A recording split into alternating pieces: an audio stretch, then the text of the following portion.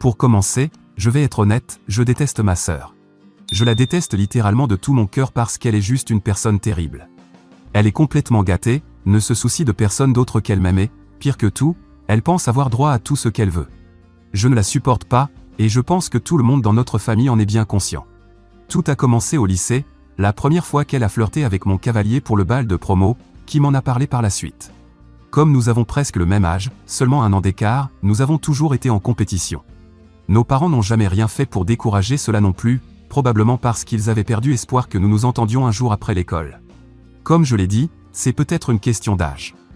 Il n'y avait pas assez d'écart entre nous pour éviter la rivalité que nous avions. Du moins, c'est ce que je pense être le problème. Nous avons toujours essayé de nous surpasser l'une l'autre. Au début, c'était pour l'affection et l'attention de nos parents. Plus tard, cela s'est étendu à nos amis à l'école et, finalement, aux garçons. Quoi qu'il arrive, nous étions toujours en compétition. Nos parents ont essayé de nous pousser à passer du temps ensemble et à nous rapprocher, mais pour une raison ou une autre, nous n'avons jamais réussi à nous entendre. Je sais que la plupart des frères et sœurs finissent par dépasser cette rivalité, mais pour nous, cela n'a jamais été le cas. Je pense que cela est en grande partie dû à ma sœur car, comme je l'ai dit, elle n'est tout simplement pas une bonne personne et ne l'a jamais été. Je me souviens que même enfant, il y a eu des moments où j'ai essayé de mettre notre compétition de côté et d'être gentil avec elle, mais elle m'a toujours repoussé. Une fois que j'ai compris cela, j'ai décidé que je n'essaierais plus jamais d'être ami avec elle, car elle avait clairement fait savoir qu'elle ne voulait pas s'entendre avec moi et qu'elle compliquerait toujours ma vie. C'est un petit démon depuis sa naissance, il n'y a pas d'autre manière de le dire, et je ne vais pas enjoliver la vérité. Elle n'a absolument aucune qualité rédemptrice. Comment elle a réussi à faire en sorte que tant de garçons acceptent d'être avec elle, cela me dépasse. Et comment elle a fini avec son fiancé? Cela restera toujours un mystère. Mais je suppose que je devrais l'appeler son ex-fiancé maintenant, car après ce qui s'est passé, je ne pense pas qu'ils se marieront, ni même qu'ils resteront ensemble, et honnêtement, c'est une bonne chose pour lui. C'est vraiment un mec bien et il mérite mieux, mais malheureusement, mes parents sont très en colère contre moi parce qu'ils pensent que leur rupture est de ma faute. Le fait que cela se soit produit pendant le mariage les a embarrassés, et maintenant, ils me tiennent pour responsable. Donc, je veux juste savoir si ce que j'ai fait était bien ou mal. Laissez-moi vous expliquer. Ma sœur Mélissa et son fiancé Théo étaient ensemble depuis 5 ans. Ils ont tous les deux 25 ans et sont ensemble depuis l'université. Je l'ai vu des dizaines de fois au fil des ans lors des événements familiaux et des fêtes. Il m'a toujours semblé être un homme sincèrement gentil.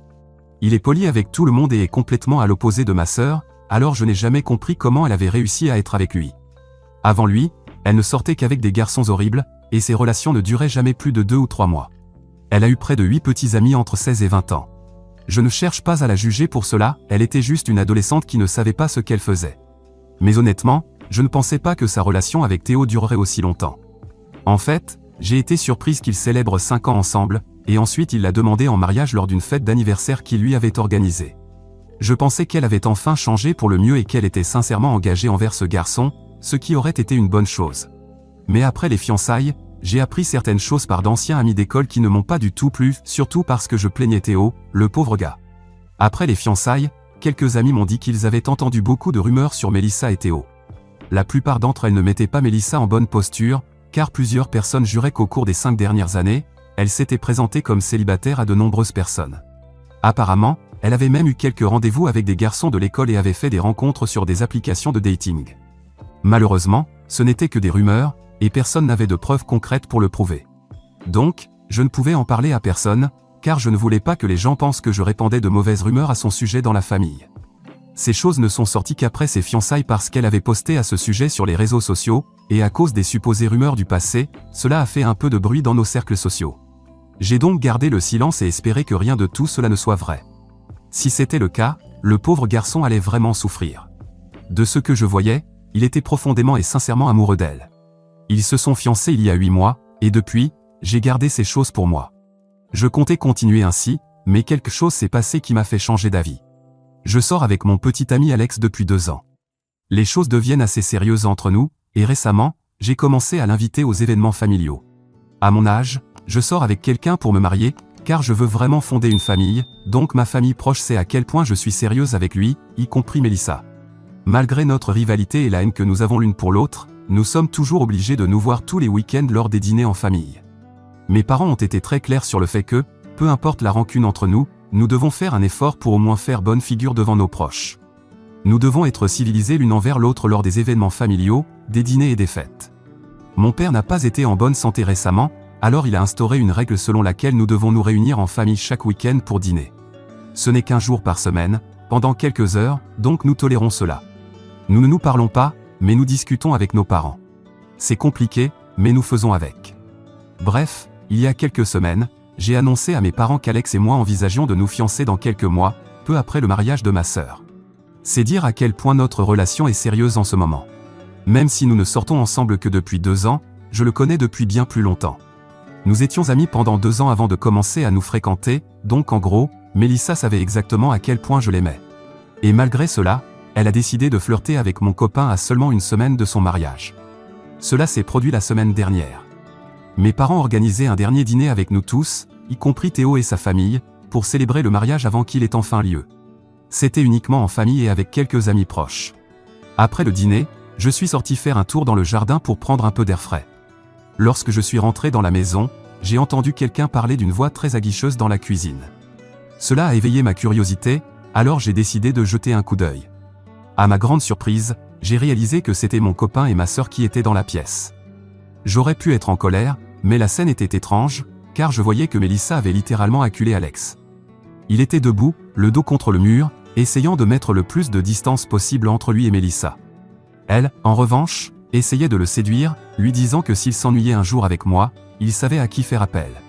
J'étais esséurée et furieuse, alors j'ai ouvert la porte en grand et me suis posté dans l'embrasure, les bras croisés, la fixant et la défiant de dire quelque chose. Mais elle m'a simplement adressé un sourire narquois et est passée devant moi comme si de rien n'était, même si elle savait pertinemment que j'avais tout entendu. Après son départ, Alex est venu vers moi et a essayé de s'expliquer, mais il n'avait même pas besoin de me convaincre, car je savais déjà qu'il n'avait rien fait. J'avais suffisamment confiance en lui et, de ce que j'avais vu, il était très mal à l'aise avec ce qui s'était passé. Il m'a raconté qu'il était allé dans la cuisine pour prendre une bouteille d'eau, mais que Mélissa l'avait suivi à l'intérieur et avait fermé la porte. Il avait essayé de s'éloigner d'elle, mais elle l'avait bloqué dans l'embrasure de la porte. Ensuite, elle l'avait acculé et avait commencé à flirter avec lui. Le plus triste dans tout cela, c'est que ce n'est même pas la première fois que cela arrive.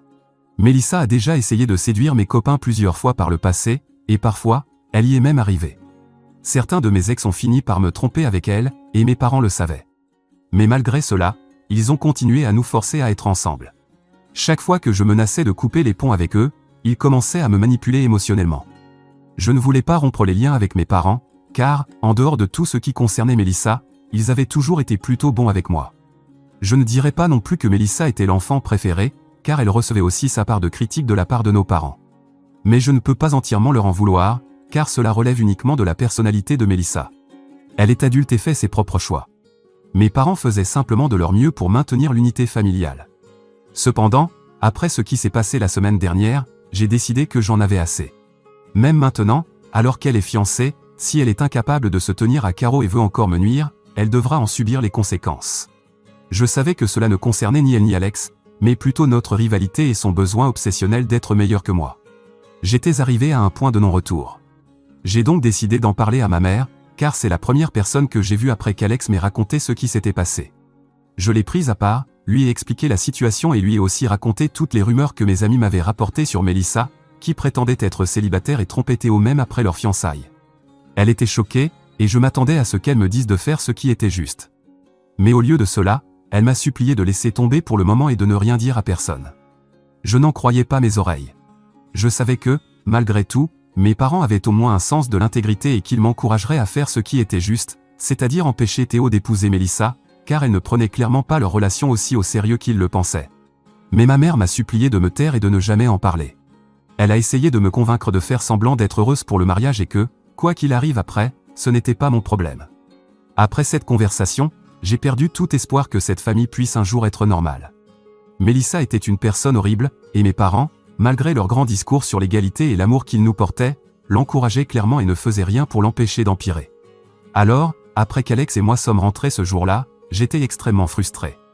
J'avais toujours cru que mes parents finiraient par faire ce qui est juste, mais maintenant, il était évident que, quoi qu'il arrive, ils placeraient toujours Mélissa au-dessus de tout. Puis, quelques minutes après notre retour, Alex m'a annoncé une nouvelle qui m'a enfin redonné espoir. Je pouvais enfin agir par moi-même. Si ma mère ne me laissait pas prévenir Théo et lui dire la vérité, je pouvais simplement lui envoyer l'information.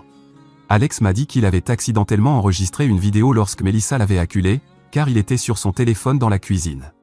Apparemment, son écran ne s'était pas éteint quand elle était entrée, et en essayant de le mettre dans sa poche, il avait lancé un enregistrement. Nous avions donc une preuve vidéo de Mélissa en train de flirter avec mon copain, une semaine seulement avant son mariage. Je savais immédiatement quoi faire. J'ai rédigé une liste complète des rumeurs horribles que j'avais entendues sur Mélissa après ses fiançailles, joint la vidéo à un email et envoyé le tout à Théo. Je ne savais pas exactement à quoi m'attendre après cet email, mais certainement pas à un silence total. Le lendemain, Alex et moi nous attendions à recevoir au moins quelques messages, que ce soit de Mélissa ou de mes parents. Mais rien. Notre boîte de réception était vide, et tout le monde faisait comme si de rien n'était. Nous avons attendu quelques heures, espérant une réaction plus tard dans la journée, mais l'après-midi est passé et toujours rien. Ma mère m'a même appelé pour avoir une conversation totalement normale entre-temps. Alors, Alex et moi avons dû nous rendre à l'évidence, peut-être que Théo avait vu la vidéo, lu l'email, et décidé d'ignorer tout ce que nous lui avions envoyé et d'épouser Mélissa malgré tout. Je ne vais pas mentir, nous étions tous les deux un peu déçus, car nous avions vraiment cru que nous obtiendrions enfin un peu de justice pour tout ce qu'elle avait fait. Mais malheureusement, cela ne s'est pas passé ainsi pour nous à ce moment-là, ou du moins, c'est ce que nous pensions. Une semaine passa, et hier, nous avons finalement assisté à leur mariage. Nous étions surpris qu'il ait même lieu, surtout après la vidéo que nous avions envoyée à Théo. Tout se passait bien, et Alex et moi étions juste très confus, car rien ne s'était passé non plus lors du dîner de répétition. Ils semblaient tous les deux amoureux, et ils ne se comportaient pas différemment. Il nous a même salués de la même manière, donc j'avais presque commencé à croire qu'il n'avait même pas ouvert l'email du tout. Je n'avais pas le cœur de lui dire de vérifier sa boîte de réception, car il semblait que l'univers ne voulait pas qu'il sache et voulait qu'il soit avec Mélissa. Je n'allais pas interférer ni semer le trouble. Après avoir envoyé cet email, j'avais perdu tout espoir. Mais hier, alors qu'il se tenait à l'hôtel, quelque chose de vraiment étrange s'est produit. Après que Mélissa ait dit ses vœux, c'était au tour de Théo. Au lieu de prononcer ses vœux, il a commencé à parler d'un certain email qu'il avait reçu une semaine auparavant. Alex et moi nous sommes regardés et avons immédiatement compris ce qui allait se passer. Je ne dirais pas que nous étions heureux, c'était juste vraiment étrange et déroutant pour nous. Théo a ensuite lu le contenu de cet email et a même diffusé la vidéo dans le micro. Tout le monde a reconnu la voix de Mélissa et celle d'Alex aussi, donc cela est devenu un peu gênant pour nous, car tous les regards se sont tournés vers nous à ce moment-là. Après avoir lu l'email et diffusé la vidéo, Théo a expliqué qu'il avait passé une semaine à réfléchir à ce qu'il voulait faire. Pendant ce temps, il n'avait parlé à personne de ce qu'il avait vu. Cependant, par la suite, il en avait parlé à des gens et partagé les rumeurs mentionnées dans l'email. Il s'est avéré que la plupart de ces rumeurs étaient vraies. Il avait même parlé avec quelques garçons de l'école de Mélissa qui lui avaient confirmé, avec des photos, qu'elle était sortie avec eux pendant les 5 années où elle était censée être avec lui. À ce moment-là, Théo a dit qu'il trouvait juste de la quitter, car il n'y avait plus rien à dire. Il a choisi de mettre fin aux choses à l'hôtel parce qu'après tout, il estimait qu'il méritait au moins un moment de satisfaction et de vengeance. Après ce discours, Théo est parti. Pendant quelques secondes, il y a eu un silence complet. Puis Mélissa est entrée en panique totale. Elle est devenue hystérique, et tout le monde est resté sur place pendant quelques heures, complètement perdu sur ce qu'il fallait faire et si le mariage allait continuer. Finalement, les beaux-parents ont pris le micro et ont dit à tout le monde de rester pour le déjeuner, car c'était le moins qu'ils pouvaient faire pour les invités qui avaient fait le déplacement pour assister à l'événement. Certaines personnes sont restées pour déjeuner avant de partir, mais Alex et moi sommes partis dès que nous avons pu. Nous avions du mal à croire ce qui venait de se passer, mais nous étions contents que Théo ait décidé de partir, car honnêtement, il méritait mieux. C'est un homme bien et il mérite d'être avec quelqu'un qu'il aime vraiment, pas quelqu'un qui le garde comme une option. Quand Alex et moi sommes rentrés chez nous, nous ne savions pas à quoi nous attendre. Tard dans la nuit, cependant, ma mère m'a finalement appelé, ce que je savais qu'elle finirait par faire. Elle m'a dit qu'elle savait que c'était moi qui avais envoyé l'email et m'a accusé d'être une personne rancunière. Elle a dit que j'avais toujours été jalouse de Mélissa parce qu'elle se mariait avant moi, et que c'est pour cette raison que j'avais ruiné son mariage. Elle m'a dit qu'elle et mon père étaient profondément déçus de moi et que j'étais tout aussi mauvaise que ma sœur. Elle a affirmé que ce n'était pas seulement Mélissa qui essayait toujours de me surpasser, mais que j'avais fait de même avec elle. Peut-être est-ce la raison pour laquelle nous ne nous sommes jamais entendus. Mais quoi qu'il en soit, le mal était fait. Ma mère a dit qu'il valait mieux que nous ne restions pas en contact pendant un certain temps, car elle n'avait plus rien à me dire. Ces paroles m'ont brisé le cœur. J'ai rejoué cette conversation dans ma tête encore et encore, essayant de me défendre, mais je n'arrivais pas à trouver les mots. J'étais tellement blessé par ce qu'elle m'a dit. À présent, je me demande si je suis vraiment la méchante dans cette histoire. Alex dit que non, mais c'est mon copain, bien sûr, il va être de mon côté. Je veux juste savoir si les gens pensent que j'ai eu tort de dire au fiancé de ma sœur qu'elle essayait de le tromper juste une semaine avant le mariage. Mise à jour 1. Cela fait une semaine depuis l'incident au mariage, et jusqu'à présent, tout ce que je sais, c'est que le mariage n'aura pas lieu. Ils ont rompu, c'est ce que j'ai entendu de quelques amis. Depuis, Melissa dit à tout le monde que je suis la raison de leur rupture, alors que c'est elle qui trompait tout le temps et qui a flirté avec mon copain juste une semaine avant son mariage. Je ne comprends pas comment cela pourrait être ma faute, et je n'ai pas l'intention d'en porter le blâme. Je n'arrive pas à croire que j'ai laissé ma mère me manipuler au point de penser que c'était d'une manière ou d'une autre ma faute. Après avoir réfléchi aux commentaires de mon post original et à mes propres pensées, j'ai réalisé quelque chose. Peut-être que j'ai essayé de rivaliser avec ma sœur autant qu'elle l'a fait avec moi, mais au final, rien ne justifie ce qu'elle a fait. Quoi qu'il en soit, je n'ai jamais flirté avec l'un de ses copains ni fait quoi que ce soit pour la rendre misérable. Oui, j'ai été en compétition avec elle, c'est vrai, mais jamais je ne serais descendu aussi bas que de flirter avec ses copains par vengeance. Je ne blesserai jamais quelqu'un d'autre dans le processus, c'est en dessous de moi. Mais apparemment, ce n'était pas en dessous d'elle. C'est juste une infidèle en série, et je l'ai exposée. Je ne pense pas que je doive me sentir mal pour ça, car j'ai juste sauvé un homme innocent d'un mensonge pour le restant de sa vie. Ma mère voulait simplement faire semblant que tout allait bien pour préserver la réputation de la famille, mais je ne pense pas que notre réputation soit plus importante que les sentiments d'une autre personne. Si Théo l'avait épousée, ils auraient fini par divorcer, et cela aurait été bien plus compliqué que ce qui s'est passé. Donc, j'ai épargné bien des problèmes à tout le monde, et si mes parents veulent encore prendre son parti, ils en sont libres. Je les ai bloqués, et s'ils veulent me contacter, ils savent où j'habite. Quant à Melissa, je me fiche de ce qu'elle ressent. Elle ne se soucie des sentiments de personne d'autre, alors je ne vois pas pourquoi je devrais lui accorder cette considération. Je suis contente qu'elle soit misérable en ce moment. Peut-être que si elle ne voulait pas que Théo la quitte, elle aurait dû être une meilleure partenaire pour lui. Je veux aussi aborder un point, certaines personnes dans les commentaires ont suggéré que j'avais peut-être des sentiments pour Théo, ce qui expliquerait pourquoi j'ai tant insisté pour saboter leur relation et pourquoi les gens me blâment pour tout. Soyons clairs, j'ai saboté leur relation, mais c'était plus par souci pour Théo que par haine envers ma sœur. Même si cela avait été par rancune envers ma sœur, je ne pense pas avoir fait quelque chose de mal. Même si j'avais agi par rancune, cela a tout de même mené à un bon résultat pour Théo. Et ce n'est pas parce que je voulais quelque chose de bien pour lui que j'avais des sentiments pour lui. Je pense qu'il est une bonne personne avec un grand cœur, mais c'est tout. Nous ne sommes même pas de proches amis, donc je ne comprends pas pourquoi les gens ont immédiatement supposé que j'avais des sentiments pour lui. C'est ridicule. En plus, j'ai littéralement Alex, qui est avec moi depuis 2 ans. Je l'aime plus que tout au monde et je veux l'épouser. Je pense que j'ai été très clair à ce sujet dans mon post d'origine. Donc je ne comprends même pas comment cette théorie selon laquelle j'avais des sentiments pour Théo est née. Bref, j'ai trouvé cela plutôt insultant et je voulais préciser que j'ai fait ce que j'ai fait parce que je pensais que c'était la bonne chose à faire. J'ai supporté tellement de choses au fil des ans, et je pense que je n'ai plus besoin d'en supporter davantage. Je n'ai donc aucun regret sur ce que j'ai fait, et si quelqu'un veut encore croire que j'ai agi par amour pour Théo, libre à lui. Je connais mes intentions, et je sais que ce que j'ai fait était juste.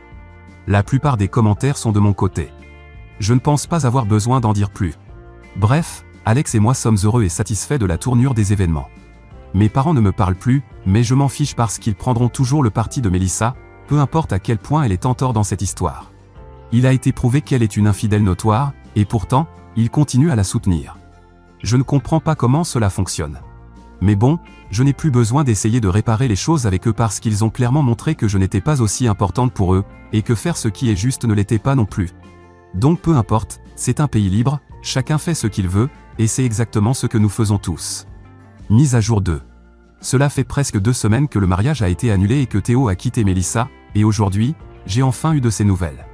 C'était une surprise parce que je ne pensais pas qu'il me contacterait un jour pour me dire quoi que ce soit. Honnêtement, j'ai saboté son mariage et j'ai été la messagère de mauvaises nouvelles, ce qui, en général, ne plaît pas aux gens. Et nous n'étions pas vraiment amis avant cet incident, donc je ne savais pas à quoi m'attendre. Mais je suis vraiment contente qu'il m'ait contacté, car il y a quelques heures, il m'a envoyé un email en réponse à celui que je lui avais envoyé 3 semaines avant son mariage. Il m'a dit qu'il n'avait pas eu l'occasion de me remercier avant, car il était encore en train de gérer ses émotions et ne savait pas quoi faire. Il m'avait donc ignoré. Mais maintenant que tout était au grand jour, il ressentait le besoin de me remercier de m'être soucié de lui et de l'avoir informé.